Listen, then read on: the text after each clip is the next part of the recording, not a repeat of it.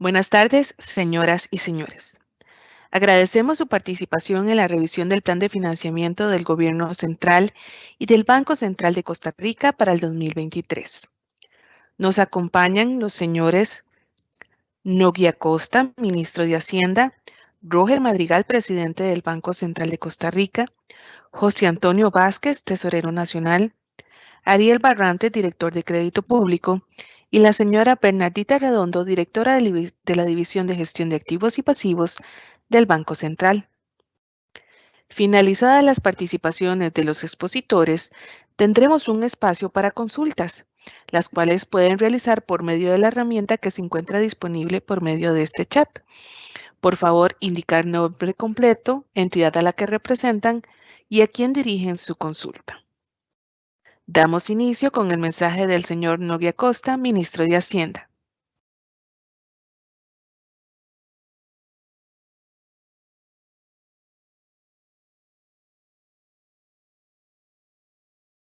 Buenas tardes. ¿Me escuchan? Sí, señor.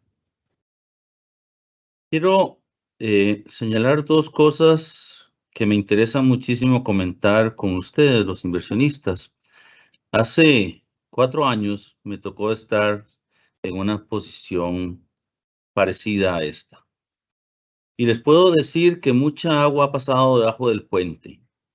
Hoy tenemos una condición completamente diferente. La reforma fiscal nos permitió tener un espacio mucho mejor para poder acometer una serie de transformaciones en nuestra economía. A pesar de eso, la pandemia y la posterior crisis de la invasión de Rusia a Ucrania generó una serie de dificultades desde el punto de vista de la capacidad del país de poder tener opciones de financiarse. Sin embargo, hoy la realidad es otra. Y la realidad es otra no solamente porque nos comprometimos con el control del gasto, sino también porque hemos hecho una buena gestión de los ingresos tributarios. Y esto se ha venido reflejando en los elementos que tenemos hoy. Una capacidad de poder tener un flujo de caja positivo, una estrategia de manejo de la liquidez capaz de permitirnos a nosotros el espacio necesario para poder asegurarle a las personas que confían en el gobierno que vamos a cumplir con todas nuestras obligaciones, que vamos a tener la capacidad de poder hacerle frente a esos pagos.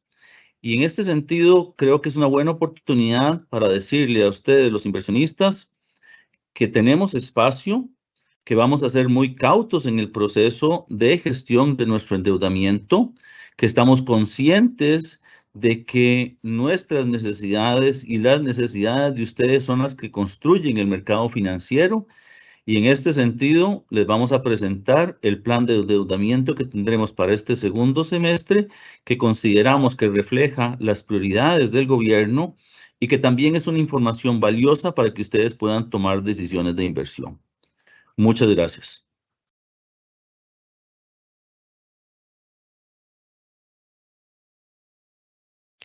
Muchas gracias, don Nogui, por su mensaje. A continuación, tendremos las palabras de don Roger Madrigal, presidente del Banco Central de Costa Rica. Buenas tardes. Una vez más, agradezco al Ministerio de Hacienda y agradezco a las personas que nos acompañan. Es una oportunidad para el banco para comunicar algunos de los resultados macroeconómicos. Tengo una pequeña presentación, espero poder ajustarme al tiempo. Voy a cargarla y ahí me colaboran, indicándome si efectivamente lo logran ver. Tengo que ponerla. Perfecto, ya se está visualizando. Muy bien. Vean,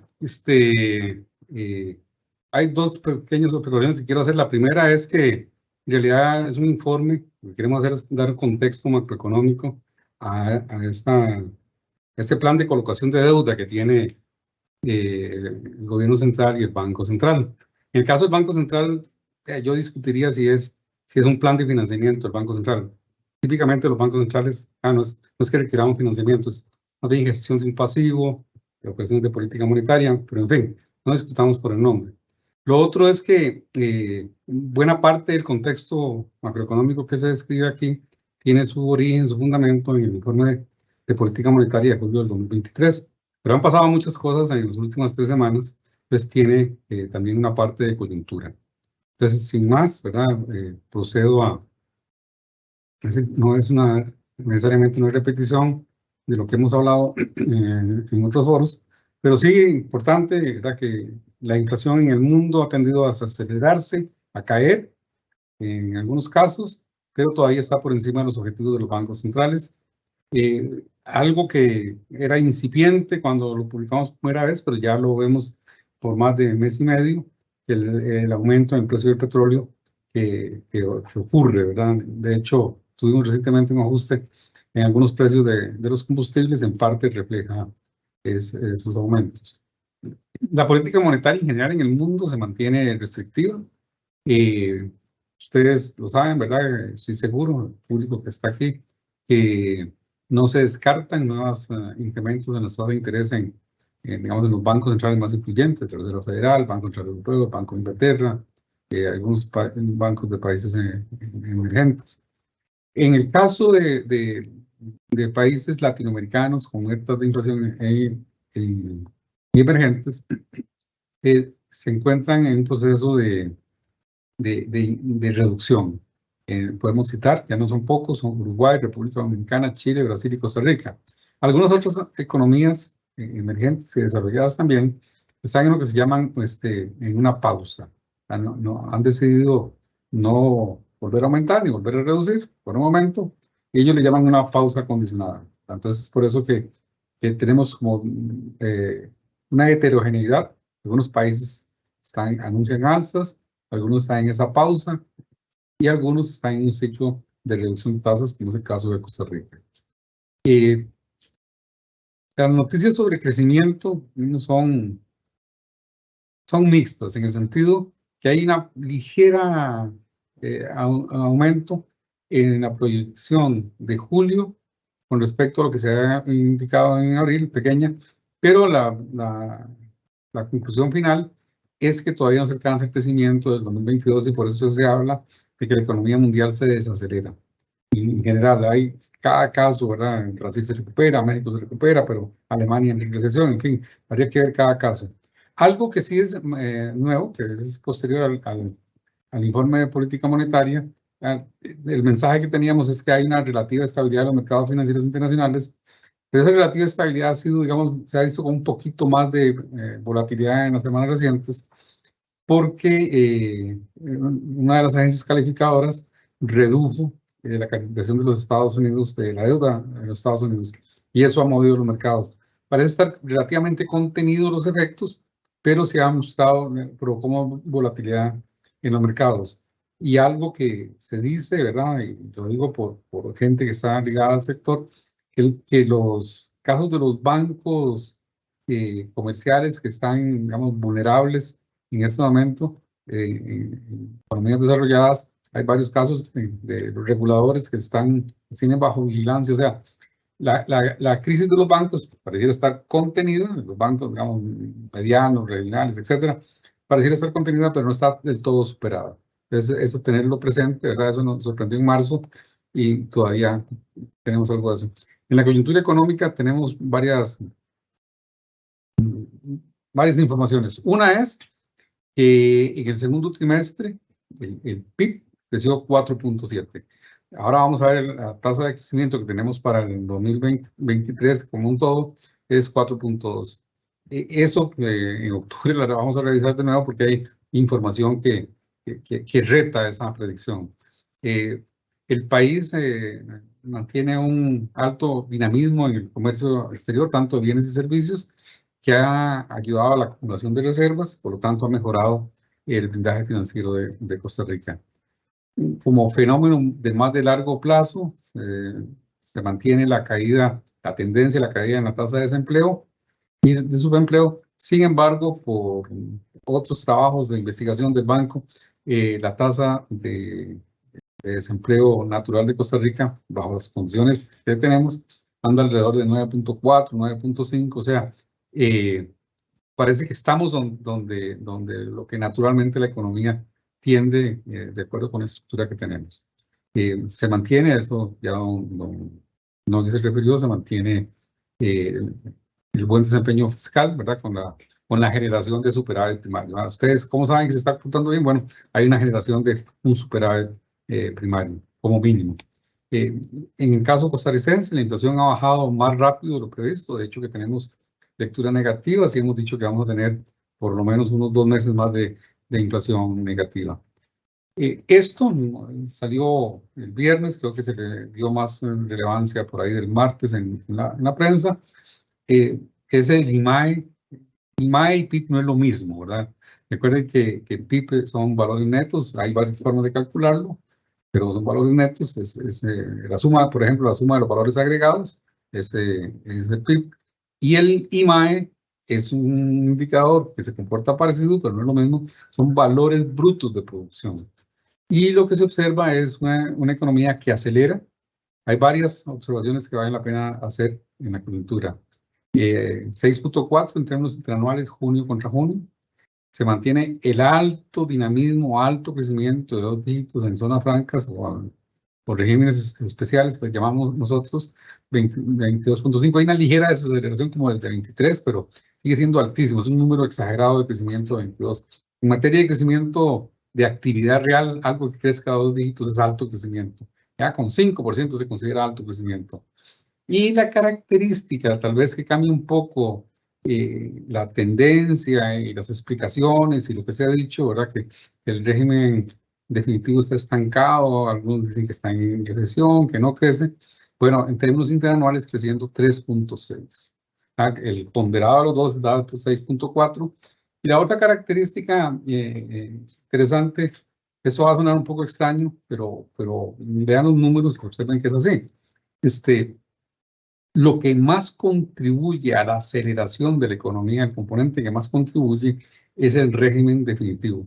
Vean las barras celestes que dicen cuánto es la contribución del régimen especial. Es muy alto, ese digamos, tiene una alta contribución, pero se mantiene estable al tamaño de las barras. Las barras que aumentan dicen que el aporte mensual del régimen definitivo cada vez es mayor al crecimiento de la economía.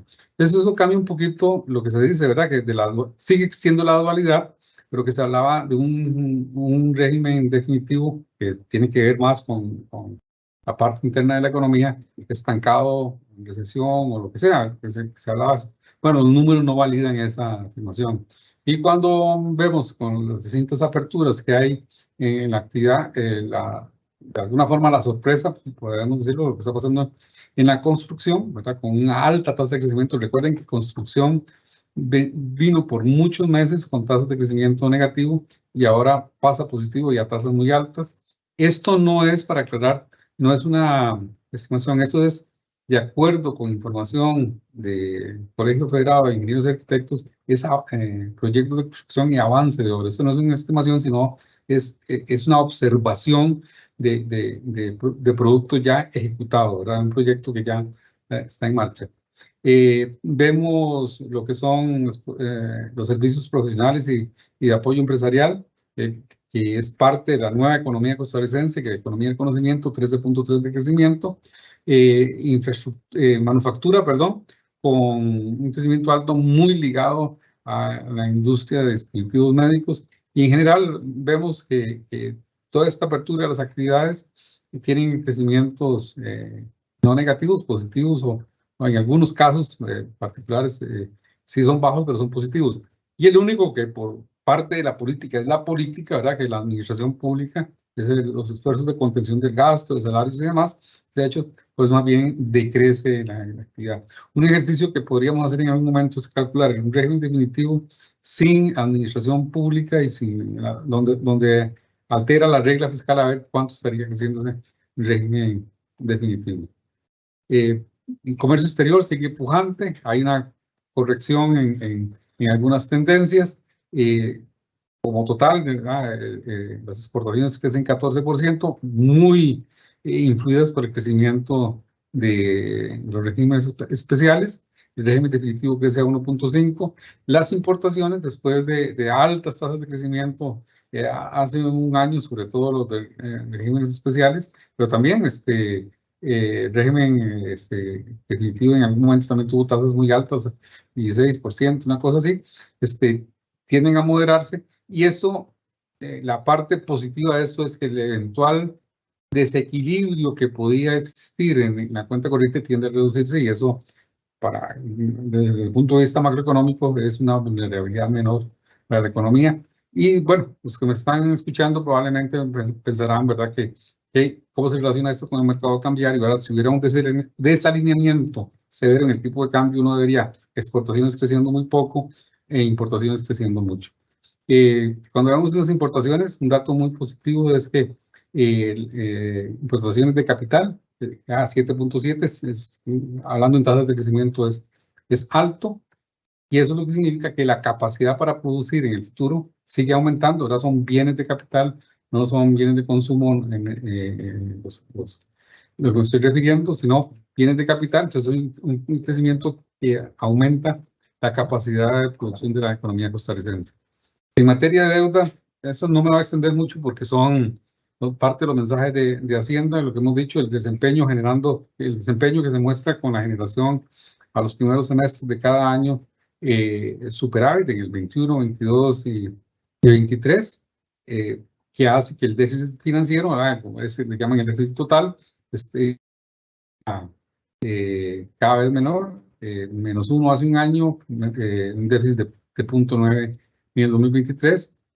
Parte para este evento y lo que sé que el Ministerio de Hacienda está trabajando, y de alguna manera ya en las palabras, digamos, cuando las descodificamos las palabras de don Nogui, ¿verdad?, que habla de la prudencia, es que todavía tenemos pagos altos de intereses con respecto al PIB. Eso tiene que bajar. Es parte del esfuerzo fiscal. Y ese esfuerzo fiscal se manifiesta en la relación deuda-producto, que vemos que con respecto a hace un año es una reducción de 4 puntos, con respecto a diciembre alrededor de 2.5 puntos porcentuales, que es mucho. En términos de razón de deuda-producto es un esfuerzo muy grande. Y nosotros podemos hablar en Costa Rica de las bondades o no bondades de la economía costarricense, pero preguntémonos qué dicen los mercados internacionales.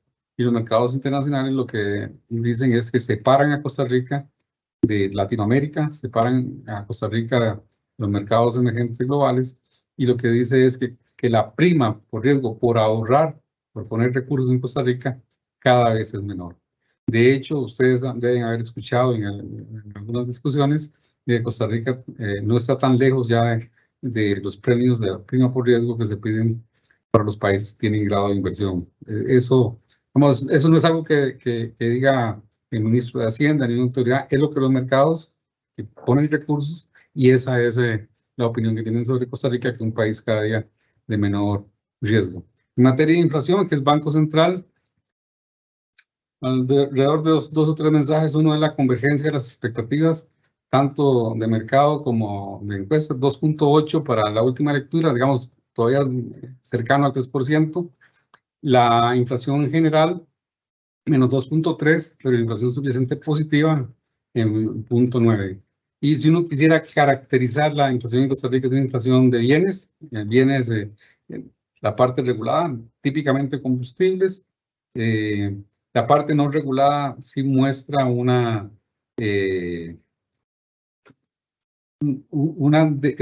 deflación, ¿verdad? Una inflación negativa de alrededor de 0.6, y los servicios todavía con inflaciones positivas. Eso es una característica, más bien una regularidad en la economía costarricense, que por los esquemas que se llama de organización industrial hay mayor capacidad de las empresas que se diferencian, que están en competencia monopolística, pues ejercer su poder y tener precios en general más altos que estuvieran en régimen de competencia. En términos de política, muy conocido, un pequeño repaso, la reducción de 250 puntos base entre marzo y el 26 de julio. El banco, en la última reducción de tasas de interés que realizó, todavía la postura del Banco Central continúa siendo restrictiva. La inflación no está totalmente abatida y recordemos que es prospectivo, es lo que esperamos y no lo que pasó.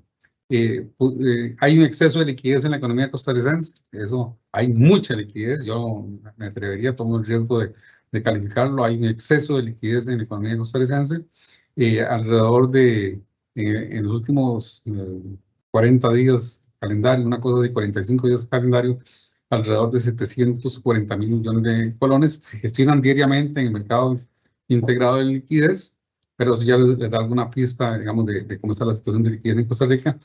Es una creación de liquidez generada por la compra de divisas que ha hecho el banco. O sea, el banco ha provocado de alguna forma esa liquidez porque el banco es el único que puede provocar al final del día incrementos en la liquidez.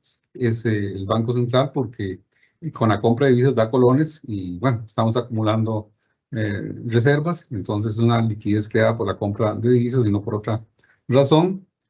Una medida de política que tendrá sus efectos a partir de abril del 2024 en el caso de las cooperativas de ahorro y crédito y de enero del 2024 en el caso de las asociaciones solidaristas, es que se cambió, bueno, se somete en CAE a las cooperativas de ahorro y crédito supervisadas y en la reserva de liquidez, que es para las cooperativas de ahorro y crédito no supervisadas y asociaciones solidaristas, la ley le permite al banco indicar en qué tipo de activo financiero, desde el punto de vista de ellos, han de colocar esa reserva de liquidez que por ley tienen que tener. Hay una apreciación nominal del colón consecuente. Hay con dos observaciones que quiero hacer. Una es con la mayor disponibilidad de divisas, donde la parte dominante es el sector real, son divisas generadas por mayor inversión directa, por mayores exportaciones, de bienes, de servicios con el turismo. Digamos, una generación de divisas que llamamos del sector real. Esa es una parte, no es un fenómeno único en Costa Rica. Los invito a que miren otros bancos centrales, o no otros bancos centrales, sino otros países, los procesos de apreciación que tienen. Costa Rica no es la más alta.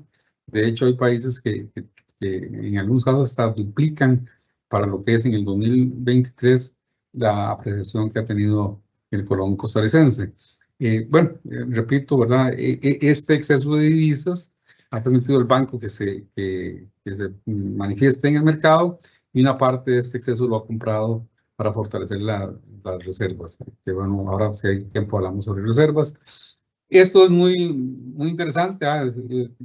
Toda la presentación podría ser sobre esta filmina. Uno es el proceso de transmisión de los cambios de política monetaria.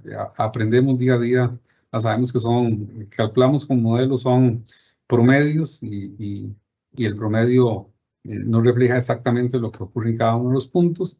Tenemos una reducción de 250 puntos base en la tasa de política monetaria, que se ha transmitido más que los 250. En ese sentido, uno diría que qué buena la transmisión en la tasa pasiva negociada, en 272 puntos, pero no así cuando hablamos en la tasa activa negociada. Una transmisión muy baja, alrededor de 11 puntos, y llama la atención que en algunos tipos de actividad crediticia, es básicamente el comercio, tal vez tenga que ver por el riesgo, el colateral, no sé, el poder de mercado, en fin, lejos de bajar, las tasas aumentan, ¿verdad? Entonces, parte de lo que se dice que el Banco Central tiene que bajar las tasas de interés para estimular, no necesariamente se manifiesta en la transmisión, sobre todo de las tasas activas en el sistema financiero costarricense. Otro dato que es altamente, digamos, de interés es qué le pasa al premio por ahorrar en colones con ahorrar en dólares. Y ahí el supuesto clave es cuál es la expectativa de variación cambiaria. Como no hacemos el supuesto, lo que hacemos es que le preguntamos al mercado y le preguntamos a la gente. A la gente le llamamos encuestas. El mercado es un modelo en el cual extraemos a partir de vectores autoregresivos cuál es el tipo de cambio que predice ese modelo en el futuro, y entonces tenemos esas expectativas de mercado. Y lo que nos dicen, así a grandes rasgos, tal vez es que estamos muy cerca de cero. Tal vez algunos plazos como 359 días, a un año, 0.70, ¿verdad? Pero a más de 360 es casi cero, y alrededor de 180 o 209 días es menos de 0.50. O sea, números marginalmente superiores de cero. Y eso tiene enormes implicaciones para las decisiones de ustedes y para las decisiones que el Banco Central tiene, cuando como mínimo el análisis tiene que hacer el banco. Finalmente, el parchón que se ve más a la derecha es los excesos de liquidez, que eso es muy importante para esta reunión porque el banco ahora ya les van a comunicar de lo que piensa hacer para reducir esos excesos de liquidez y tiene una consecuencia muy puntual sobre los mercados financieros. En agregados monetarios, tradicional que de un banco central, hay 2 o 3 noticias que tenemos, mensajes. Uno es que vemos un movimiento más de las figuras a la vista en detrimento de las figuras a plazo. Muy coherentemente con una reducción de tasas de interés, porque el costo de mantenerse líquido se reduce. Claro, la pregunta es qué va a hacer la gente con esa liquidez. Ahí el banco tiene que estar. Lo otro es que el crecimiento de los agregados globales, ya llamémosle riqueza financiera o liquidez total, crecen a valores muy razonables de un dígito, 7.4, 8, que uno podría asociarlo con un crecimiento, digamos que vamos a crecer 4 o 3 con una inflación meta de 3, eso nos da un poquito más de 7 algo, en tasa compuesta y algo más por profundización financiera. Entonces, no se observan excesos monetarios estructurales, ¿verdad? Que pongan en peligro la meta de inflación, ¿verdad? Que desde el punto de vista del control de la inflación se mantiene un nivel de liquidez adecuado. Ese nivel de liquidez adecuada, a su vez, tiene que tener una oferta de fondos estable lo suficiente para estimular el crédito, que es lo que se ve. Vemos bien, ¿verdad? Es un resultado que va acorde con un mayor crecimiento económico, de que el crédito al sector privado crezca 5.7. Podría crecer más, hay recursos para que crezca más, pero está creciendo 5.7. La preocupación por el momento que tiene el banco es que lo que crece con más aceleradamente es el crédito en moneda extranjera. Hay regulación para lo que tiene cobertura cambiaria, lo que no tiene cobertura cambiaria o exposición cambiaria. Tenemos que ver qué tan efectiva es al final de cuentas. Venimos de un periodo de 3, 4 años con un decrecimiento absoluto en la cantidad de crédito al sector privado en dólares. Parte de la recuperación de la economía lo explica, creemos que se moderará, pero igual no podemos desconocer que hay un riesgo latente, lo que se llama la falta de correspondencia de la moneda en la que me endeudo y la moneda en que tengo mis ingresos. Y en términos de dolarización, vemos una mayor dolarización del crédito y una relativa estabilidad, lo vemos en riqueza financiera, de la parte que los costarricenses deciden tener en dólares del total de su riqueza financiera. Muy rápido es el dato de lo que ha pasado con el mercado cambiario. El Banco Central, por decirlo así, en grandes rasgos ha comprado el mercado cambiario este año, en lo que llevamos al día de ayer, alrededor de 4.600 millones de dólares, que le permitió expresar toda la demanda del sector público en el mercado, de acumular reservas, lo que llamamos el concepto, tal vez en las preguntas y respuestas, si fuese necesario, lo que se llaman operaciones propias por 833 millones. Se pagó, o sea, se repuso las reservas que faltaba reponer, que se usaron del 2020 a la primera parte del 2022, y se acumuló una especie de garantía, por decirlo de alguna manera, por demanda del sector público, todavía 200 millones más de lo que ha demandado el sector público. Aquí hay que ponerle especial atención porque pareciera que la estacionalidad típica que hablábamos del mercado cambiario pareciera estar cambiando, y muy ligado a exportaciones de servicios, turismo, probablemente eso está cambiando, y no se puede, digamos, negar tampoco el impulso que está dando la inversión directa a Costa Rica. En la proyección de la economía, muy rápido, lo que dijimos, la economía mundial se desacelera con respecto al 2022. La inflación también se reduce, pero se mantiene elevada. Hay un ligero crecimiento cuando desagregamos específicamente los socios comerciales esa parte sí mejora con respecto a lo que se dijo en abril. En la parte interna, pues, se revisa al alza el crecimiento económico, ya de 3.3 a 4.2, al menos en el 2023, y de 3.6 a 3.8 como tasa de crecimiento, sobre una base más alta en el 2024. Lo que hablaba del déficit de cuenta corriente se reduce, en el bienio es alrededor de un promedio de 2.4, es menor que el déficit histórico prepandemia y financiado con recursos de largo plazo, particularmente inversión directa, más el apoyo presupuestario. Eso hace que el país acumule reservas. Entonces, hemos tratado de comunicar y poner información de que el banco recalcula o calcula con una metodología internacional aprobada, etcétera, lo que son las nivel mínimo de reservas adecuadas, y qué es lo que recomiendan, digamos, las mejores prácticas de cuál debería ser el nivel de reserva adecuado. Pues las reservas se mantienen en ese nivel adecuado para atender choques externos, etcétera. Entonces, desde ese punto de vista, bueno, una vulnerabilidad menos o de menor intensidad para la economía costarricense. Lo que dijimos, la mejora de las finanzas públicas, un ahorro financiero que todavía tenemos que gestionarlo porque hay un exceso de liquidez, permitir que haya la cantidad de fondos prestables en la economía para que el crédito crezca de acuerdo a la meta de inflación, al crecimiento real de la economía y a lo que se llama la profundización financiera. Si hay necesidad de hablar de qué es profundización financiera, pues con mucho gusto.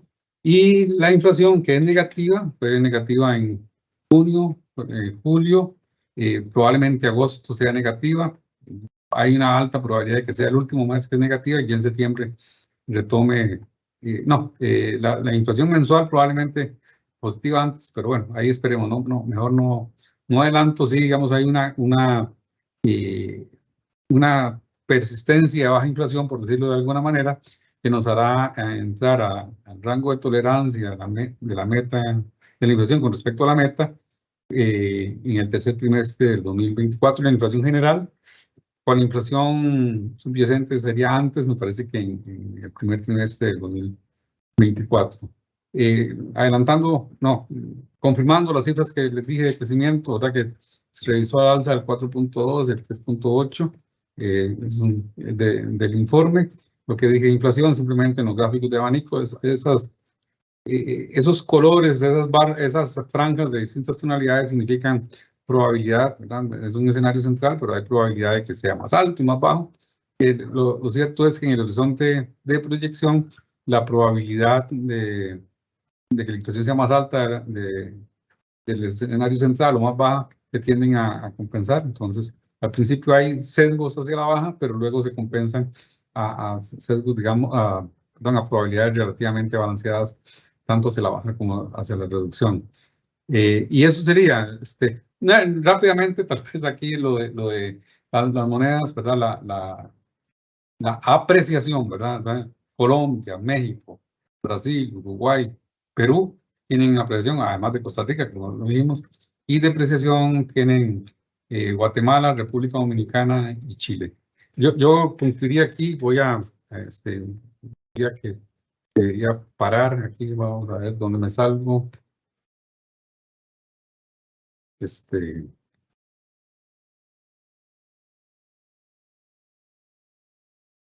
Salir, perdónenme.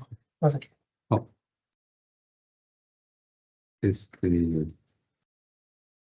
¿Me avisan si ya me salí o no? O si sigue proyectando Sí, señor. Ok. Sí, señor, ya no se visualiza. No sé el tiempo, ¿cómo estuve? Si me excedí mucho. Perfecto. Más bien, muchas gracias, don Roger, por su presentación. A continuación, la señora Bernardita Redondo, directora de la División de Gestión de Activos y Pasivos del Banco Central, se referirá a la estrategia de endeudamiento de dicha entidad.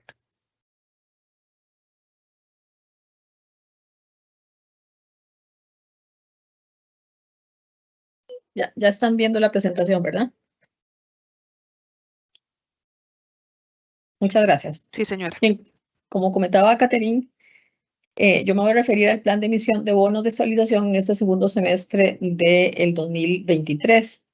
Específicamente voy a referirme muy brevemente a cómo estuvieron las colocaciones de bonos del Banco Central en el primer semestre de este año Luego hablaré específicamente de los planes de emisión que tiene el Banco Central para este segundo semestre y finalmente comentaré algunos otros aspectos. En lo que se refiere a los resultados para el primer semestre, pues es bueno recordar que nosotros hace 6 meses en el evento similar a este que hubo en febrero de este año, habíamos anunciado un monto de colocación para todo el 2023 de 642.000 millones en términos brutos. De ese monto nosotros terminamos ejecutando en el primer semestre la suma de casi 400.000 millones, 398.000 y un poquito más. Entonces terminamos captando un 62% del monto anunciado en febrero. Lo hicimos esencialmente mediante instrumentos a 2 años, tasa fija y subastas mensuales. En el evento de hace 6 meses habíamos anunciado que íbamos a iniciar un programa de emisiones de corto plazo. Habíamos originalmente pensado iniciarlo en mayo, finalmente lo hicimos en julio, de tal forma que los resultados de las colocaciones de corto plazo ya no se reflejan en estos resultados del primer semestre, pero como ustedes sabrán, pues ya empezamos a hacer colocaciones, 2 subastas por mes, 2 en julio y ahorita en agosto ya hemos hecho una y vamos a hacer otra.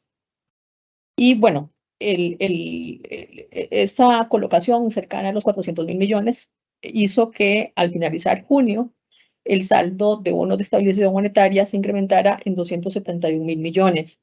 Eso porque durante el primer semestre tuvimos vencimientos de 126.500 millones. Entonces, en términos brutos, terminamos colocando una cifra cercana a los 271.000 millones. Y bueno, básicamente esto es lo que tendría que decirles en relación con las colocaciones del Banco Central en el primer semestre. Y ahora, pues tal vez la pieza más importante de la presentación es qué piensa hacer el Banco Central en este segundo semestre. Comentaba hace un ratito que habíamos anunciado en febrero una meta de 642.000 millones para todo el año, de los que captamos cerca de 400.000 millones. Uno podría decir, bueno, a partir de ahí pareciera que lo que falta es la diferencia, 242.000 millones, pero no va a ser así. El Banco Central va a incrementar, está incrementando más bien la meta de captación bruta para este segundo semestre a 600.000 millones. Como don Roger comentaba, hay en este momento liquidez abundante en el mercado integrado de liquidez que el banco ve oportuno llevarse a plazos más largos. Esta meta de captación de 600.000 millones en términos netos implica una captación de 257.000 millones, casi 258.000, dado que tenemos vencimientos importantes, sobre todo en septiembre y octubre.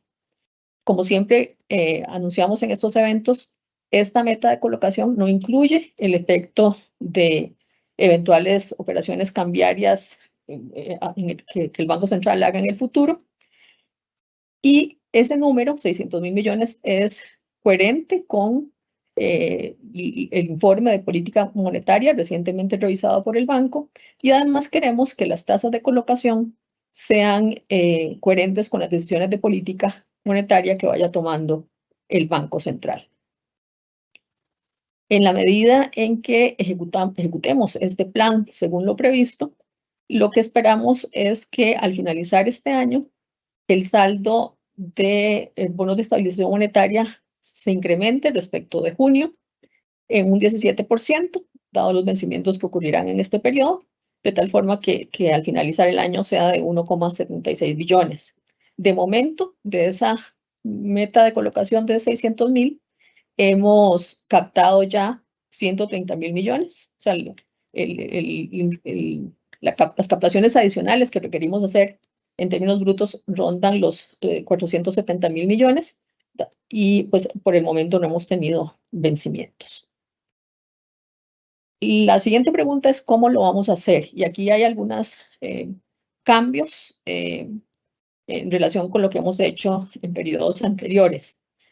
Vamos a continuar ahora sí durante todo el semestre con el programa de emisiones de corto plazo y vamos a emitir series tasa fija. Básicamente esos son digamos, los dos grandes grupos de instrumentos, series a tasa fija a más de un año plazo. Me voy a referir más específicamente a cada una de estas cosas.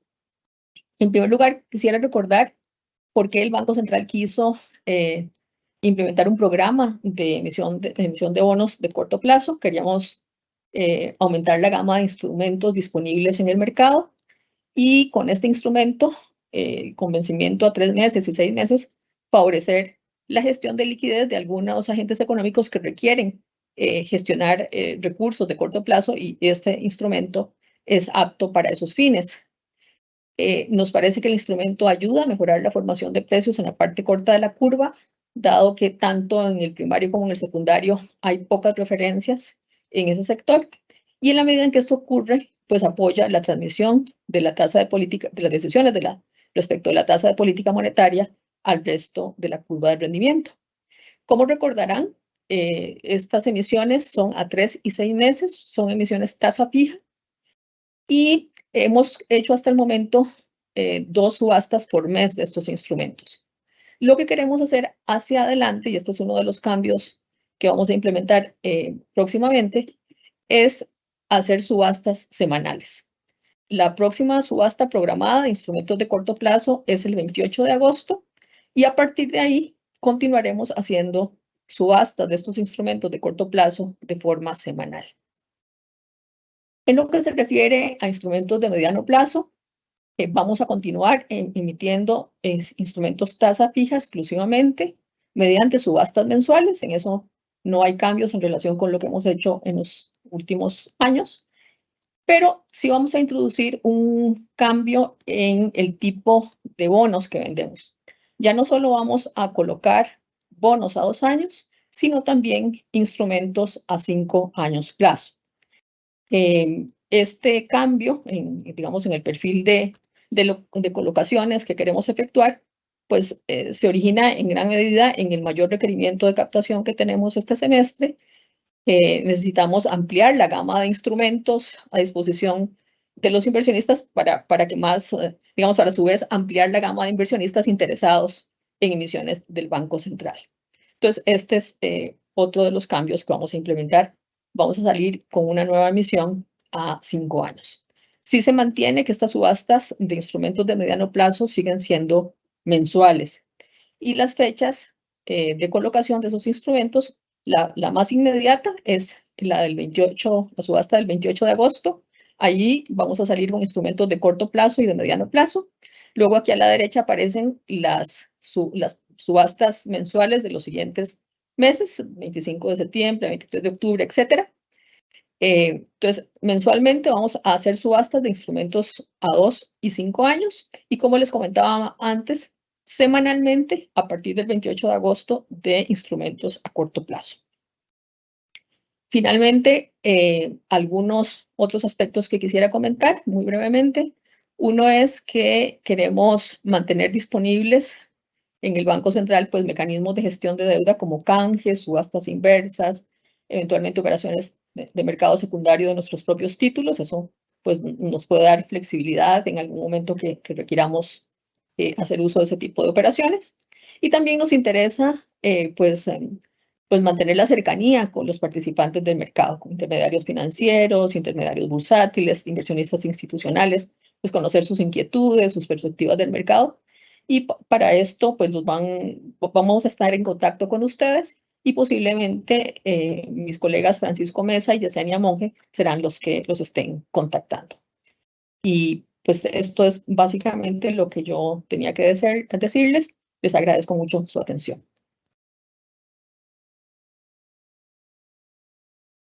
Muchas gracias, doña Bernardita.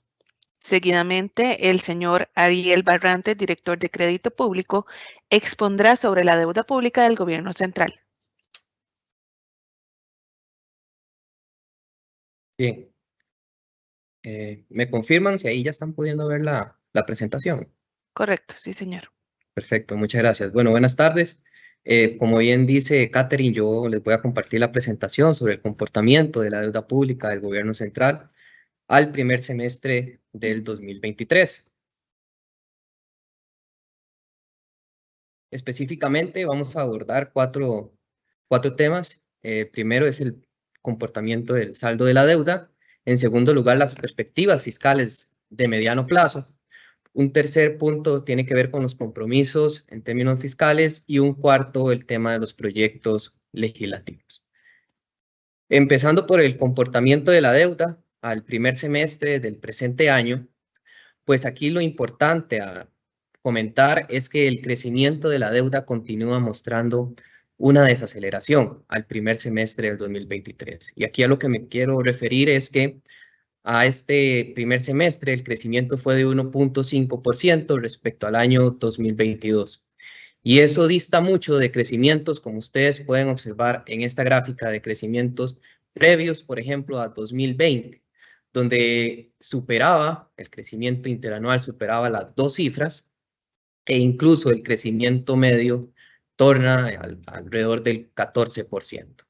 Básicamente, una explicación muy importante es la mejora, no solo a nivel de la estadística del primario, ¿verdad?, del superávit primario, sino también del déficit financiero como tal, que ejerce, por lo tanto, una menor presión para ir a captar recursos vía endeudamiento.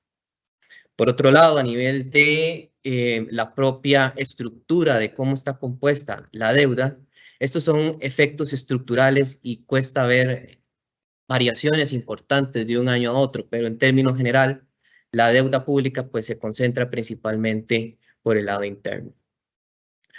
Un aspecto importante es que si bien a nivel de saldo se muestra una desaceleración, lo importante aquí también es analizar qué está pasando vía costo de esa deuda.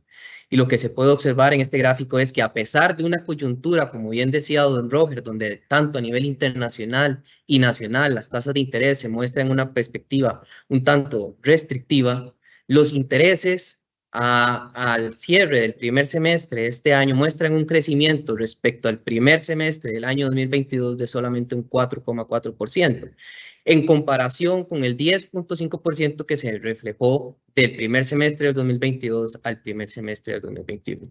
Pero si nos vamos más atrás, por ejemplo, en el 2019, la variación interanual fue alrededor de un 18%, en el 2020 fue alrededor de un 15%, en el 2021 fue alrededor de un 13%. Y esto lo que viene a ejemplificar es la perspectiva de ese control sobre el costo de la deuda que ha empezado a realizar el Ministerio de Hacienda. No solamente a través de cálculos interanuales, de crecimientos interanuales, perdón, sino también a nivel de la propia estabilidad, donde se muestra que se mantiene ese 2.3% y que, como vamos a ver más adelante en nuestras propias previsiones, esperamos que esta tendencia de estabilidad más bien tienda a la baja.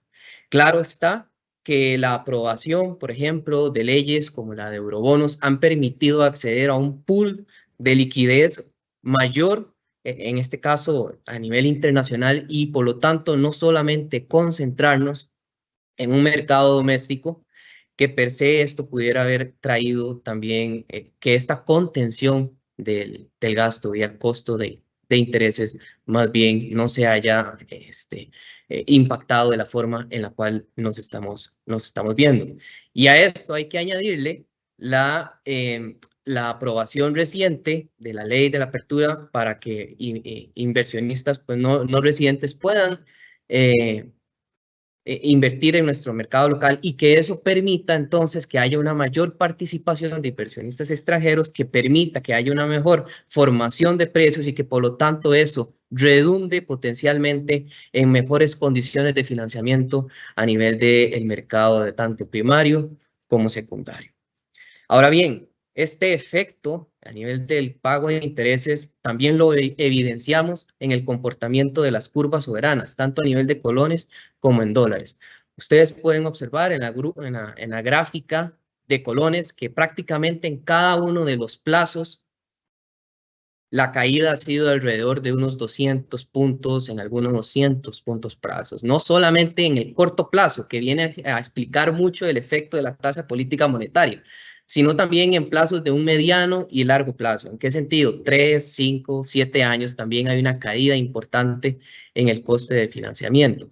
Y esto entonces lo que nos viene a ejemplificar son dos aspectos. En un primer momento, es que volvemos a una correlación del mercado tanto a nivel de la gestión de la política monetaria del Banco Central como la propia gestión del gobierno. Es decir, ya no hay una cierta predominancia fiscal como podía suceder en un pasado, donde tal vez era más difícil que en el mercado de bonos, pues la estrategia de reducción de tasas vía política monetaria se mostrara de una forma más ágil propiamente, precisamente por esa necesidad de Hacienda de estar requiriendo captar recursos dado los altos déficits fiscales y primarios que tenía. Y por otro lado, aquí lo que estamos evidenciando es ese compromiso fiscal de no solamente hacer una contención vía gasto, vía stock, sino también reducir las potenciales colocaciones de deuda venideras. En el caso de dólares, pues evidentemente hay una cierta presión a nivel de corto plazo. Estamos claro que las tasas en el extranjero pues todavía no muestran algún signo de techo. Sin embargo, eso no ha limitado que respecto a diciembre, la curva soberana también refleje una disminución. ¿Y esto básicamente a qué se debe? Bueno, hay dos aspectos importantes y retomo aquí el tema de poder acceder al mercado internacional a través de la emisión de los eurobonos, pero también una herramienta adicional que ha venido siendo utilizada en los últimos meses, como son los créditos de apoyo presupuestario. Y eso permite acceder a ese pool de liquidez de forma inmediata y a la vez no generar una presión adicional en la propia curva, porque muchos podrían estar diciendo, ¿cuál es la diferencia si hoy un crédito me puede salir a 6,5 versus ir y captar los recursos? Que el análisis, si se hace de esa forma, resulta ser un poco estático, porque solamente porque vamos a pensar que la captación siempre va a ser bajo una tasa del 6, 5,5, 6,5 a nivel del mercado local. Pero esta captación, si no la hiciera a través de créditos de apoyo presupuestario, se vuelve dinámica y por lo tanto empezaría a ejercer potenciales presiones a nivel del costo de captación en el mercado interno. En cambio, realizar o acceder a ese pool de liquidez de forma inmediata a través de un crédito, pues me permite gestionar también la potencial colocación que voy a hacer en moneda extranjera dentro de mi mercado y por lo tanto, a pesar de las coyunturas internacionales, es que podemos observar esa reducción en el coste de financiamiento en dicha moneda. Si bien los resultados fiscales que ustedes bien conocen y ahora el resultado de la deuda propiamente pueden venir acompañados de mejores perspectivas, como vamos a ver más adelante en dichos indicadores. Aquí un aspecto importante también es recordar y hacer mención de cómo es que el mercado internacional, las inversiones internacionales están analizando a Costa Rica.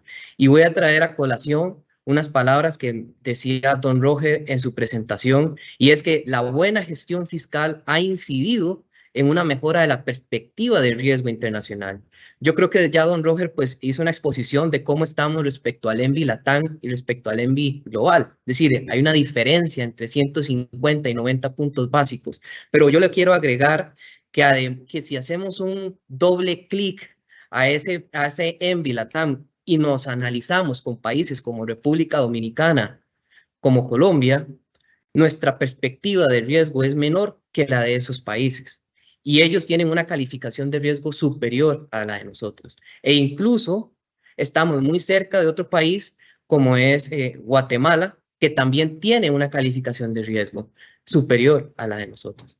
Entonces, esto lo que nos puede dar a entrever es que si bien es un buen momento para continuar accediendo a estos mercados internacionales, no presionar tanto al mercado local, precisamente por esta perspectiva de riesgo mejorada que nos han dado directamente el propio mercado internacional. A nivel de la estructura de la deuda, hay ciertos indicadores que nosotros manejamos en esta tablita que les estoy señalando, donde tenemos la composición deseable. En la mayoría de ellos lo que podemos ver es que dicha composición sigue siendo estable y muy cerca de los niveles deseados. Evidentemente hay 3 indicadores con los cuales estamos por encima de los umbrales meta que nos hemos fijado. Uno de ellos tiene que ver con el portafolio en dólares, cuya explicación pues es que en años pasados hubo una cierta preferencia por dichos instrumentos. En el caso de los instrumentos que tienen tasa de interés variable, no responde propiamente a una gestión actual de colocación de deuda, sino más bien a una gestión pasada, porque acordémonos que la deuda es propiamente un stock, y eso es estos efectos tanto a nivel de tasa de interés variable como el de refinanciamiento menor a un año, no responden propiamente a una gestión de deuda actual, sino más bien a una gestión pasada que dichos efectos aún todavía seguimos enfrentando, y que conforme se vaya renovando los potenciales vencimientos es donde vamos a ir empezando a capturar las mejoras de las colocaciones que se han estado realizando actualmente a un menor costo, a un mayor plazo, e incluso a captaciones tasas de interés fijas, como más adelante don José Antonio va a ser más específico. Y precisamente con el detalle del refinanciamiento menor a un año, es que cabe la pena mencionar que, o recordar lo que les comentaba, que no obedece única y exclusivamente a una gestión actual de la colocación de deuda. Más bien la colocación de deuda se ha enfatizado en ir hacia un mediano, largo plazo, sino que como pueden ver ustedes en esta gráfica, los porcentajes de concentración de vencimientos en el 2024 es de alrededor de un 9,8% del total de la deuda, pero si hacemos un doble clic, dicha concentración se ubica en el segundo semestre, y si hacemos aún más un doble clic, la concentración evidentemente está concentrada en el primer semestre del 2024. Entonces, esto es lo que aquel otro indicador del refinanciamiento está empezando a capturar, pero que evidentemente conforme se vaya dando esa renovación del pasivo, pues esto empezaría o volvería los indicadores a su tendencia natural dentro de los márgenes de tolerancia. ¿Cuáles son las perspectivas fiscales de mediano plazo que estamos observando? Vamos a empezar por la perspectiva de deuda a PIB. Y aquí es imposible no hacer la relación de sobre qué se dinamiza especialmente el porcentaje de deuda PIB. Y aquí yo hice la comparación, o hicimos la comparación respecto al primario, pero también lo podríamos agregar también contra el financiero. Pero básicamente, como ustedes pueden observar, del 2011 al 2020, hay una tendencia donde el déficit primario cada vez era mayor. Y por lo tanto, como auxilio a ese faltante de recursos, tiene que venir el endeudamiento. Y es que podemos observar que hay un crecimiento un tanto exponencial sobre dicho indicador. Entrada la ley de la regla fiscal, eso permite mejorar nuestras cifras fiscales e incluso nos proyecta que para los próximos años dicho indicador logra superar el 2% alrededor del 2025-2026. Y eso incentiva, por lo tanto, también que las necesidades de endeudamiento cada vez van a ir siendo menores, llegando a un 2028 a ese número ideal de endeudamiento alrededor del 50%. Sin embargo, en el 2025 podríamos ya estar hablando, de acuerdo a nuestras previsiones actuales, que la razón deuda-PIB podría estar por debajo del 60%. ¿Y por qué es importante estar por debajo del 60%? Básicamente, una razón de deuda PIB por encima del 60% implica que la regla fiscal es estricta en todo el sentido de la palabra.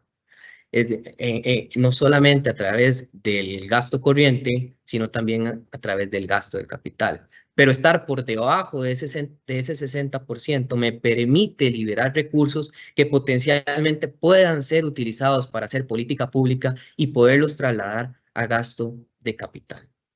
Entonces, es importante continuar esta senda de primario y de financiero, como lo vamos a ver en la gráfica de necesidades.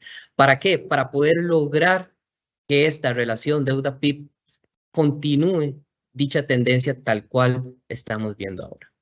Y este es el resultado potencialmente a través de la deuda como un todo, pero si analizamos el resultado a través de los intereses, lo que podemos observar es que la relación propiamente deuda-PIB mantiene una tendencia a la baja e incluso en años como 2024, 2025, 2026 nos permiten cumplir con lo que está estipulado, por ejemplo, a nivel de la ley de eurobonos, mantenernos por debajo de dichos umbrales.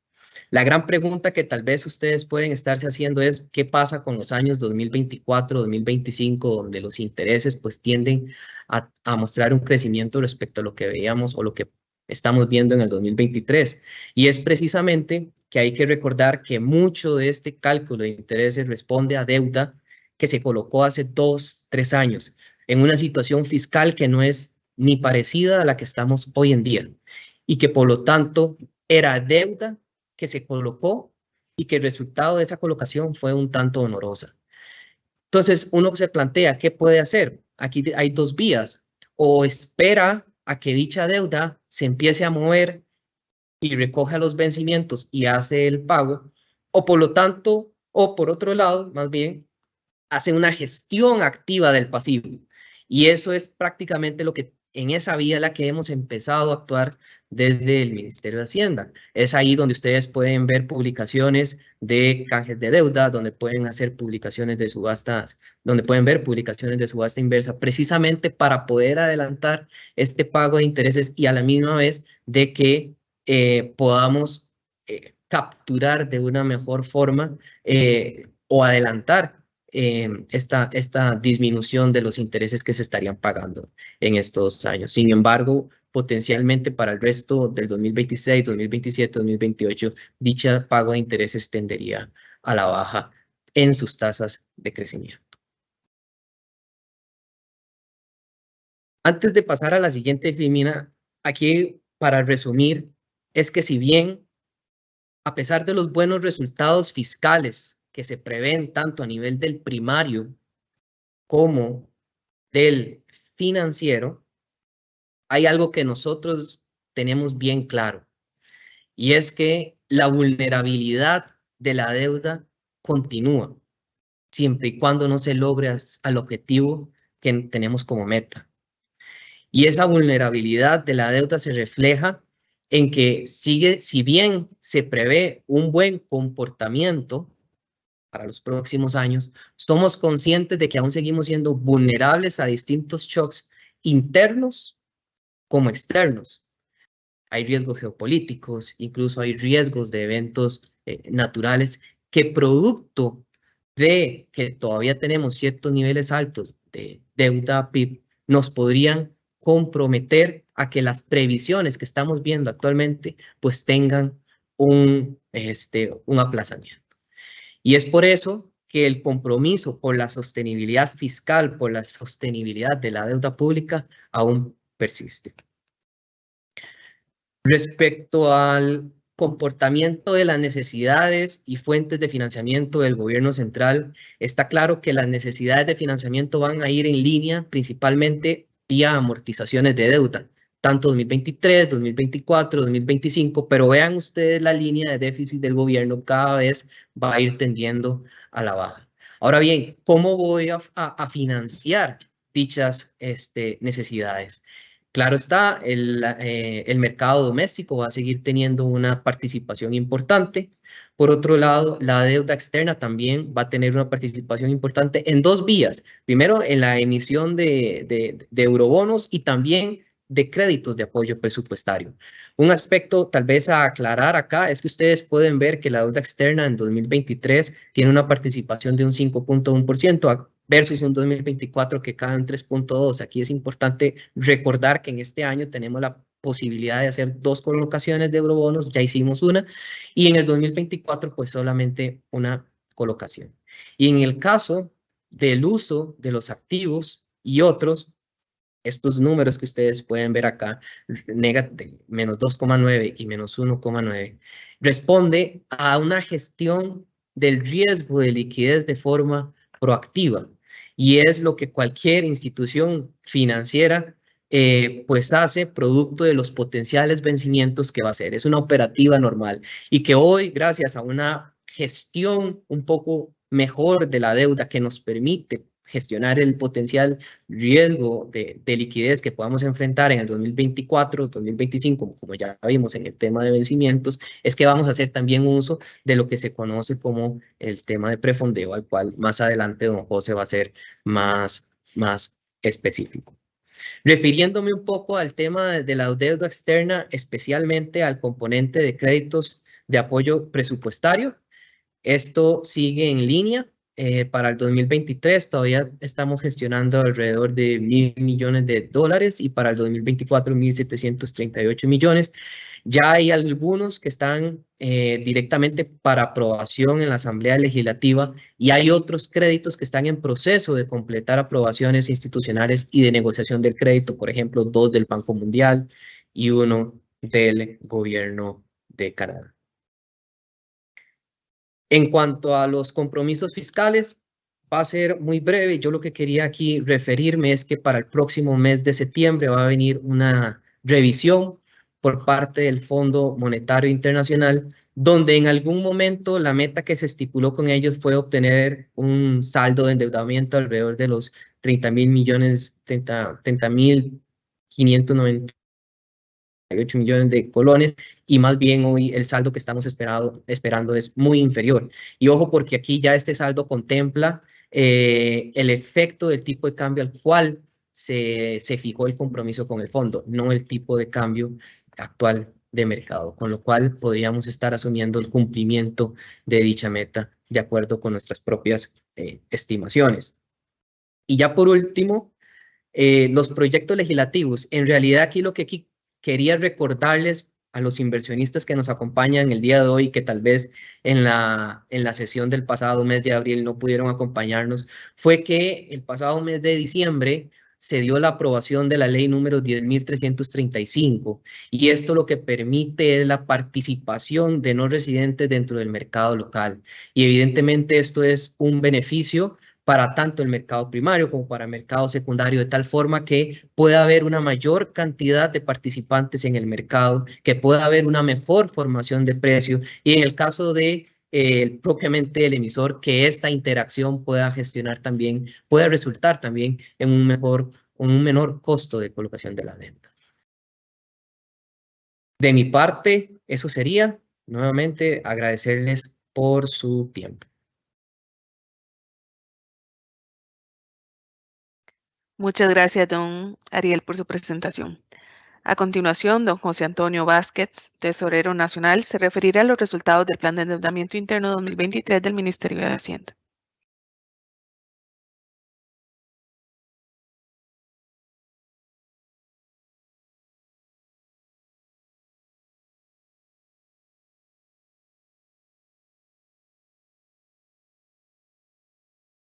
Buenas tardes. Buenas tardes. Me indican si están visualizando bien la pantalla. Sí, señor. Ok. Bueno, como bien indicaban, yo me voy a referir al plan de financiamiento interno del gobierno central. El contenido de la presentación es muy puntual. El requerimiento de captación y los resultados que hemos tenido a lo largo del año. El resultado de las operaciones de gestión de pasivos, que nos parece que es importante resaltarlo. Cuáles son las emisiones de referencia que vamos a seguir propiciando y cuáles son los proyectos que tenemos actualmente en marcha. Okay. A nivel de requerimiento de captación durante el 2023, lo que se ha captado a nivel de Hacienda es 1.9 billones de colones y lo que nos habíamos propuesto eran 2.7 billones de colones. Entonces, como pueden ver, pues la captación ha resultado bastante efectiva y como van a ver más adelante en la presentación, pues ese requerimiento de 2.7 billones no no lo vamos a estar cambiando, sino que va a ser exactamente igual a lo propuesto a inicios de año, y yo les voy a mostrar en su momento los supuestos de esos 2.7 billones. Ahora bien, igual siguiendo con el requerimiento de captación, aquí profundizando un poco más de la estructura por instrumento. Déjenme un momento nada más que sacar el puntero. Ya. Pues esta fue la estructura propuesta inicial y este es el flujo observado. Aquí no estamos hablando de stock, sino estamos hablando de flujo observado. Como pueden ver, aquí tenemos una desviación, pero yo diría que es una desviación positiva, porque si bien nos habíamos propuesto hasta un 65% de TP y estamos en un 84%, esto va muy asociado a una diapositiva que sigue, y es al alargamiento que hemos tenido de la deuda y la demanda de títulos de más de 5 años plazo. Entonces, bueno, y a condiciones que nos parecen razonables.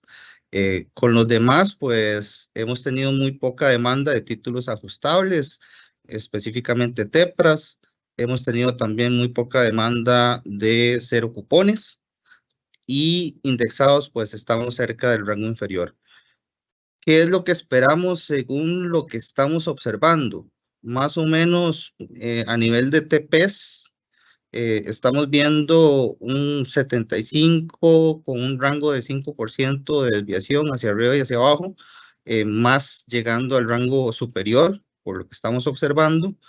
TP dólares, pues un 10%, esperando que ese sea más o menos el objetivo del que lleguemos a diciembre. A nivel de títulos ajustables, pues 5%, TP0 5% e indexado 5%. Ajustables y TP0, pues lo vemos más situado en el rango inferior, e indexados, pues sí puede estar a nivel de ese objetivo del 5%. Algo importante que mencionó don Ariel es la estructura deseable o la estructura óptima de mediano plazo. Y es que, como pueden ver acá, a nivel de, bueno, aquí le denominamos tipo de riesgo, pero está asociado al tipo de instrumento también. A nivel de tasa fija, pues nos estamos en un nivel de acuerdo a lo que esperamos o a lo que decimos que es óptimo. A nivel de tasa variable, pues Ariel ya les explicó que estamos un poco arriba del rango, pero pues va de acuerdo a lo que hemos observado en el flujo. A nivel de tasa indexada, perdón, de tipo de riesgo indexado, pues estamos también en el nivel que estamos diciendo que es el óptimo. A nivel de colones, dólares y otras monedas, pues en colones estamos cerca del rango inferior. En dólares estamos todavía en el rango, pero si le adicionamos las otras monedas, pues sí estamos un poco arriba, pero es parte más bien de lo que estamos viendo que podemos hacer de prefondeo para pagar deuda u obligaciones que tenemos en moneda extranjera.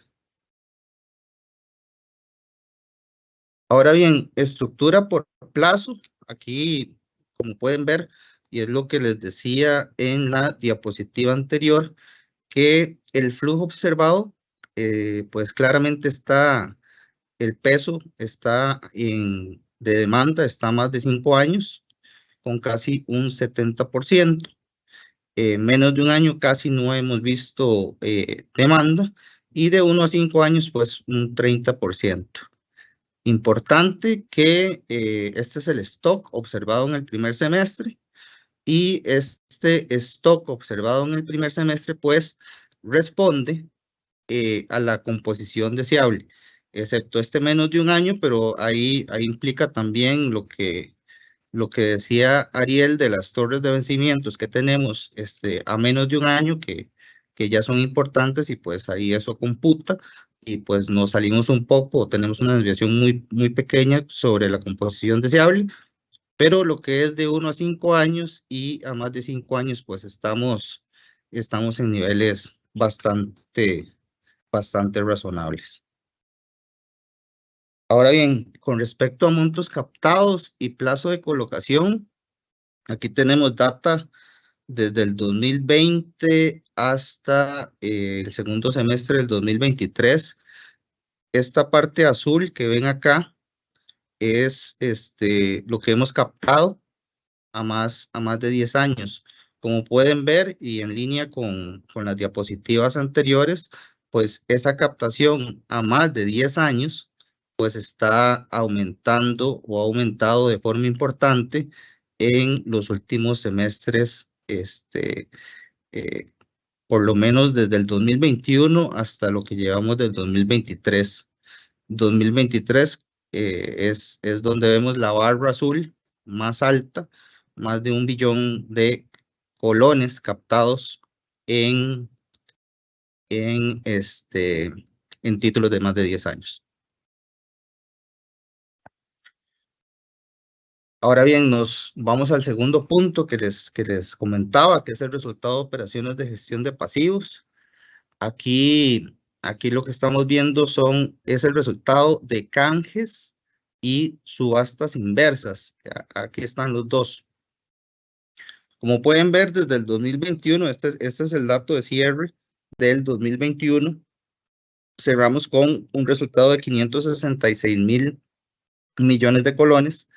En el 2022, pues esas operaciones no fueron tan efectivas y ahora, por lo menos con datos a hoy, bueno, al cierre de ayer, estamos ya con un saldo de este tipo de operaciones de 563.000 millones de colones.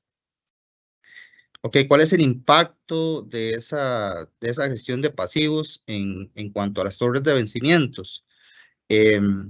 Para el 2023, esto ha impactado en cuanto a los vencimientos un 24% del total de vencimientos, y para el 2024 pues hemos impactado ya un 13% de las torres de vencimientos que tenemos para el próximo año. Ahora bien, bueno, ahora van a ver en el calendario que pues todavía vamos a seguir promoviendo esta gestión de pasivos vía las dos operaciones, ya sea subasta inversa o canjes, tanto para bajar las torres del 24 como años 25 o 26 también. Ok, saldo de colocaciones directas.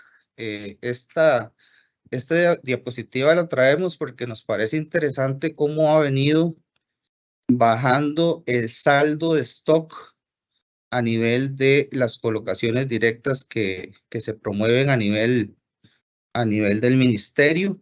Como pueden ver, bueno, por razones que ustedes o la mayoría de ustedes ya saben, cerramos con un stock a diciembre de 2018 de alrededor de 1.3 billones de colones en colocación directa, y a este año, bueno, por lo menos al cierre de ayer, lo que tenemos en stock de colocaciones directas son 600.000 millones de colones.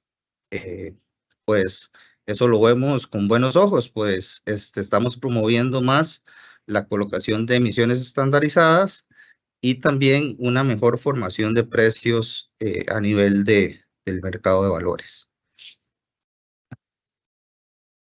Ok, como les dije anteriormente, el requerimiento máximo de captación para este año no lo estamos cambiando.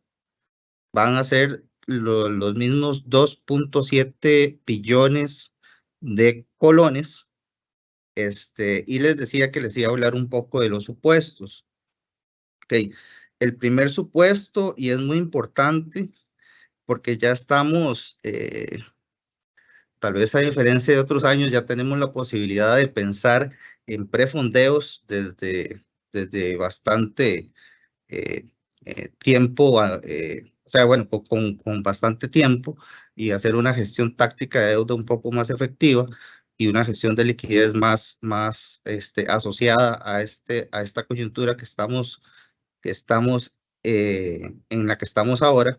Entonces, lo que estamos viendo con esos 2.7 billones es que vamos a tener un prefondeo en colones de 464.000 millones y un prefondeo de 100 millones de dólares. Esto para afrontar las torres de vencimientos que tenemos en el primer semestre del 24.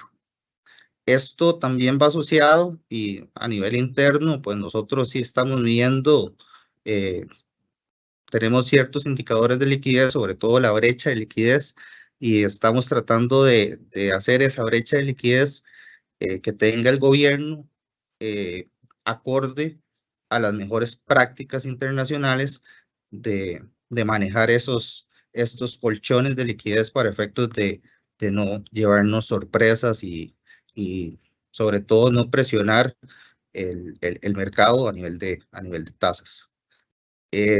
También estos 2.7 billones contemplan el desembolso del tercer trimestre del FMI por 290 millones de dólares y también contempla el primer desembolso que bueno, ese ya se efectuó en el primer semestre de 1.500 millones de dólares y contempla la segunda colocación de eurobonos, pero no para este año, sino para el uso en el 2024. Esta es la publicación del calendario del tercer trimestre. Esto, pues bueno, ustedes ya lo tienen por ahí. Aquí lo importante tal vez es esta diapositiva donde vemos las emisiones de referencia, que era el tercer punto que les hablaba al inicio de la presentación. Las emisiones de referencia las estamos están en estos plazos en 3, 5, 7, 10 y 15 años. Estas son las series y en dólares pues estamos con emisiones de referencia a 5, 7 y 10 años. Tasas variables están estas dos series, UDES y esta serie de ceros cupones que vence en noviembre del 24. Ahora bien, y ya para terminar, estos son los proyectos que tenemos en este momento en el pipeline. El primer proyecto es la parte de registro de emisiones locales de deuda interna en Euroclear. Esto va relacionado con la ley de promoción y apertura de mercado de deuda pública interna que Ariel se refirió anteriormente. Pues con este proyecto les cuento que ya hemos tenido los primeros workshops con Euroclear. Hay temas que ya estamos, bueno, estamos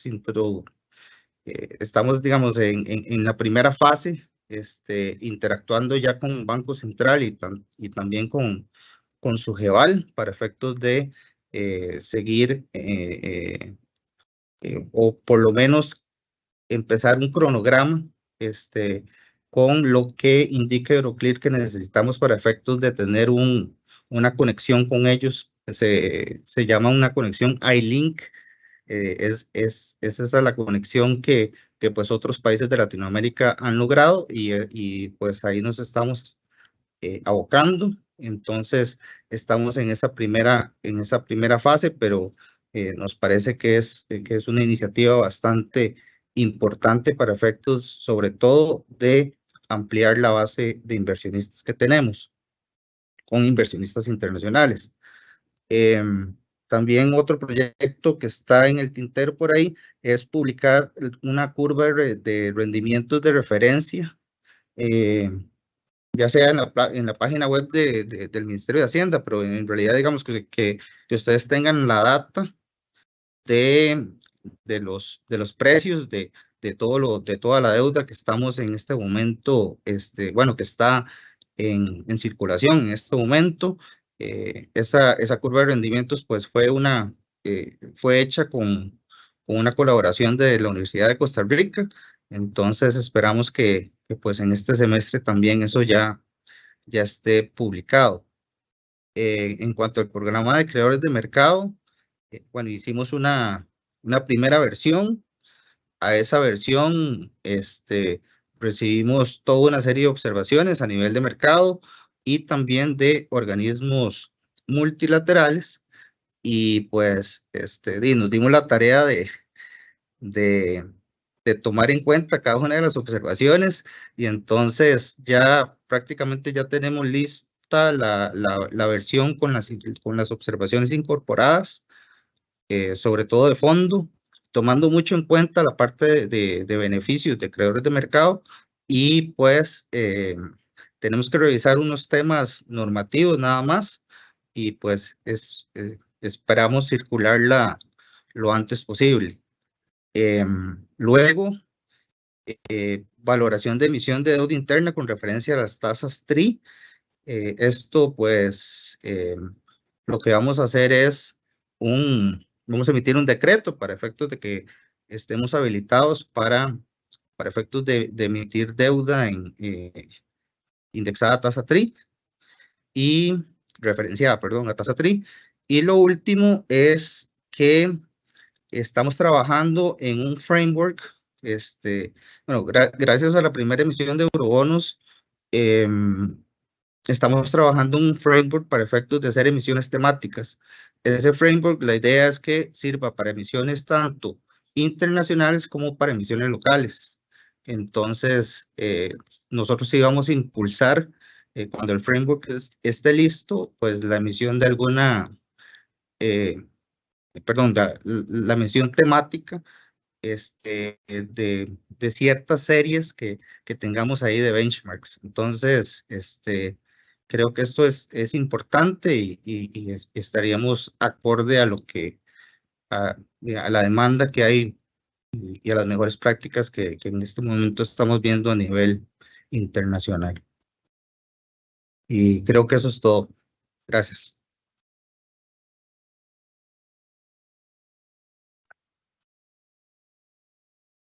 Muchas gracias, don José, por su presentación. A partir de este momento, damos espacio al periodo de consultas. Iniciamos con la primera, la cual es para el señor ministro de Hacienda, don Nogui Acosta. En días recientes se ha tenido una fuerte discusión entre diputados y el Poder Ejecutivo sobre la reducción del impuesto a la propiedad de vehículos. Los proponentes argumentan que la pérdida en recaudación estimada por el Ministerio de Hacienda está inflada.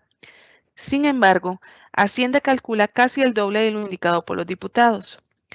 Estas proyecciones de pérdida en recaudación están incorporadas dentro de las necesidades de financiamiento de Hacienda para el segundo semestre del 2023. Buenas tardes. Quiero hacer una aclaración importante.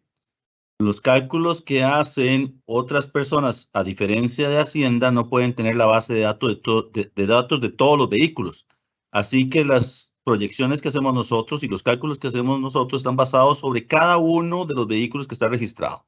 Así que son certeras. Y el impacto es de 118,000 millones de colones.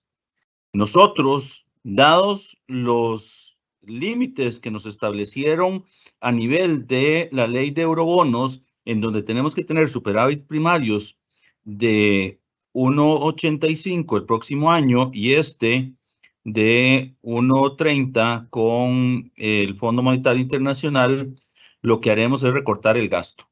Así que no nos estaremos endeudando en ese monto para efectos de poder cubrir el gasto que tenía. Vamos a tener el efecto que los diputados están planteando, y es una reducción del gasto de 118,000 millones de colones.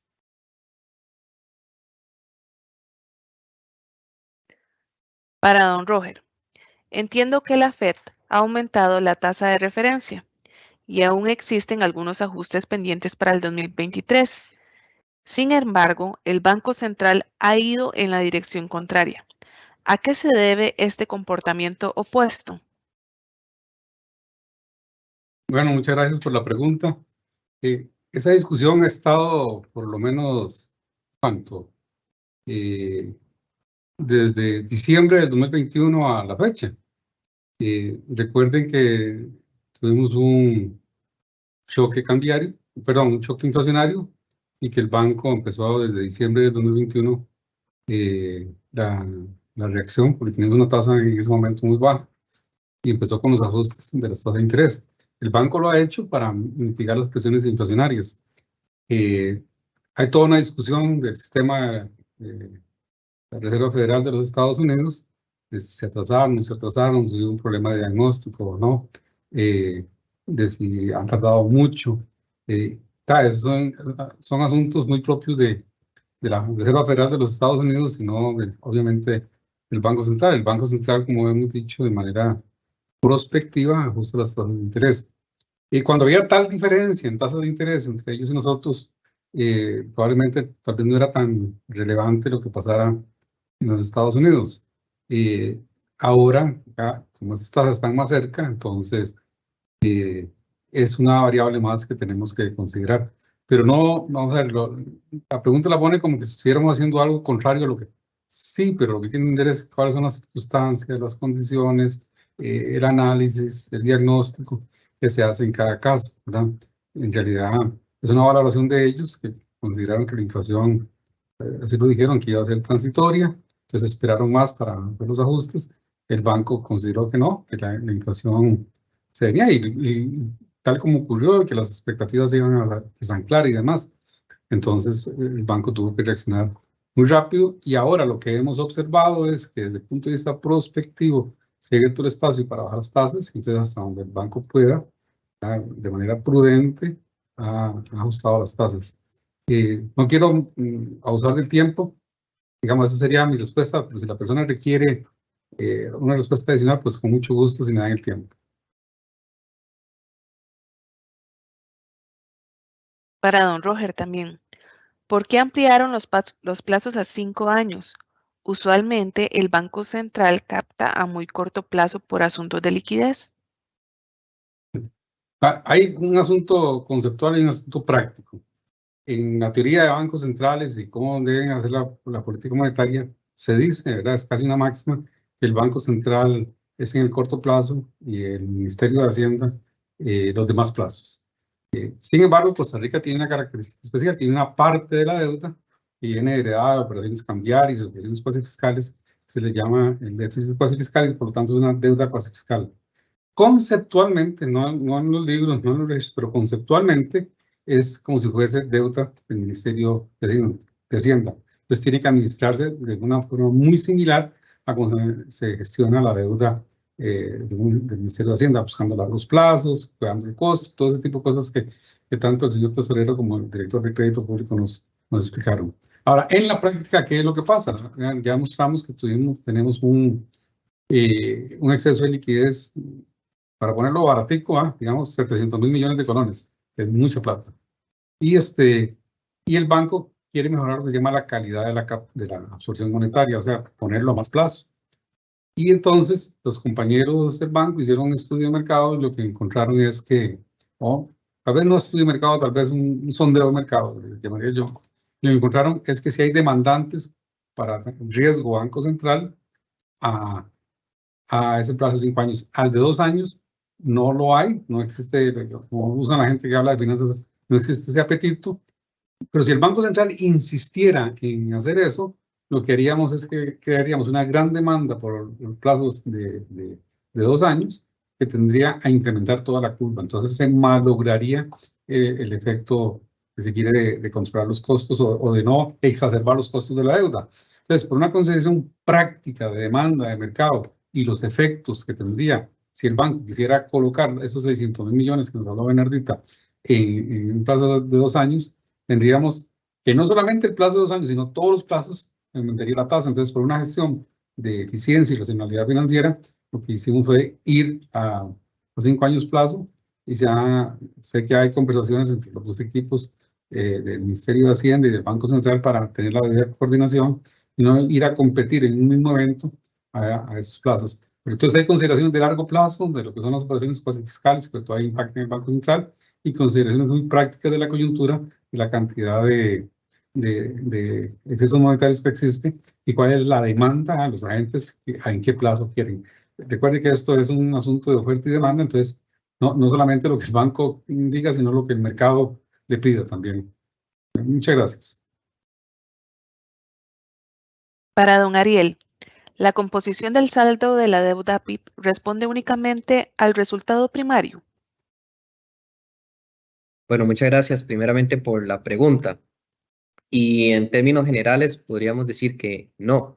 Dentro de nuestra modelación, yo hice la presentación o hicimos la presentación en función de la respuesta o de la relación saldo deuda PIB contra resultado primario, pero técnicamente a nivel de la propia modelación que nosotros realizamos, hay una serie de variables importantes que vienen a dar como resultado. Para ser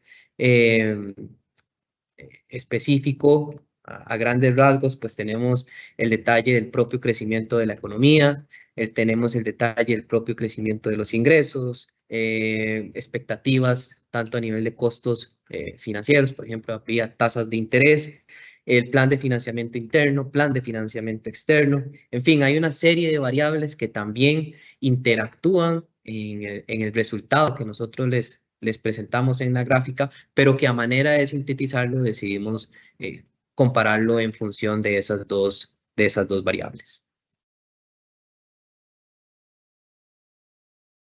La siguiente consulta tiene preguntas tanto para don Nogui como para don Roger. Primero voy a leer las que son para don Nogui.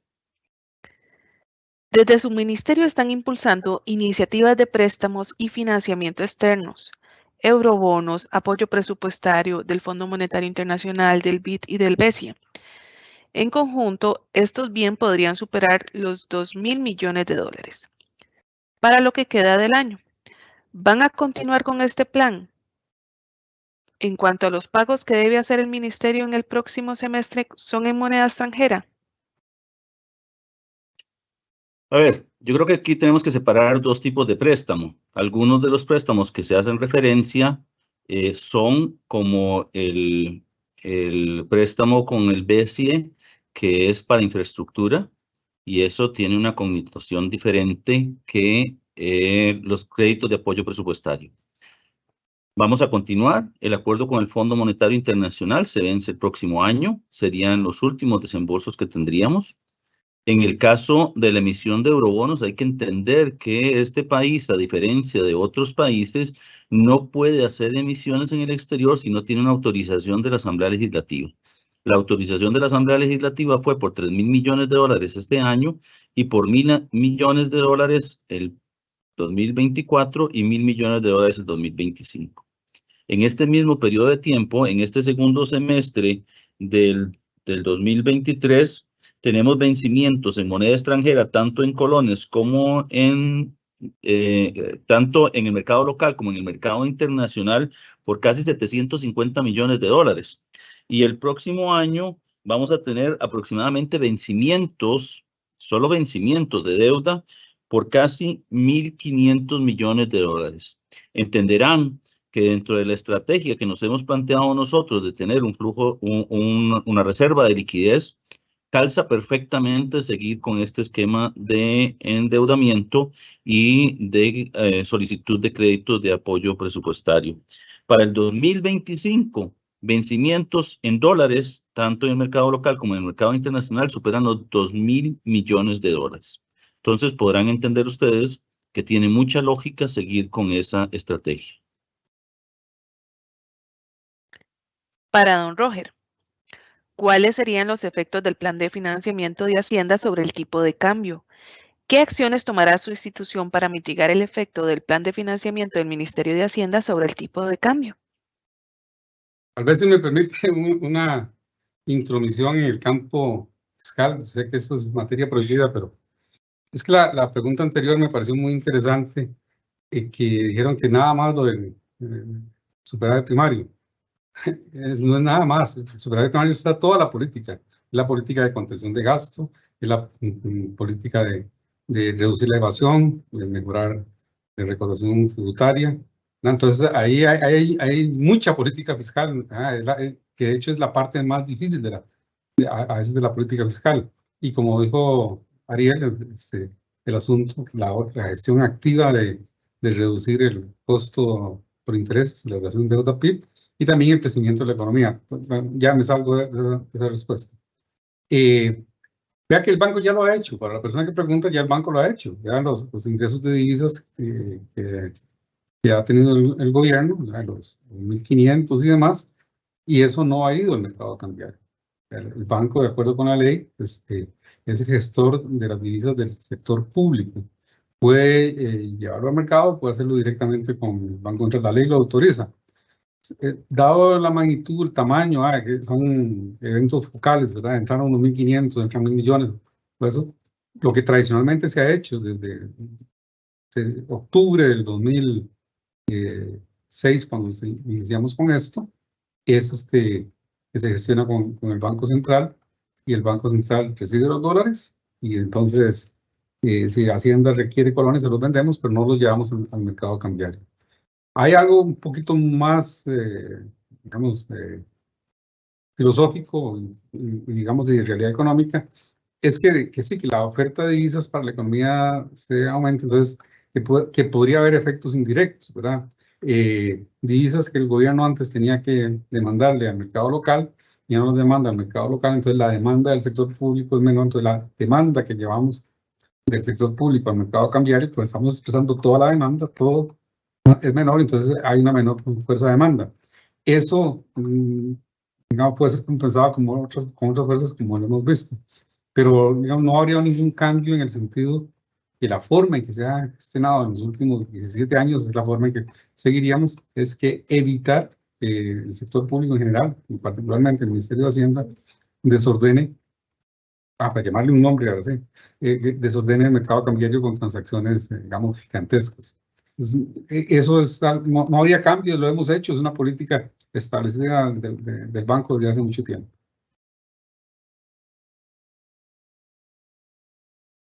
Y la última consulta sería para don Nogui. A la luz del proyecto de disminución del marchamo, los diputados Eliezer Feinzer y Jorge Dengo son contundentes a decir que cualquier reducción que se dé no va a afectar las metas acordadas con el Fondo Monetario Internacional y de los eurobonos. ¿Qué opina usted al respecto?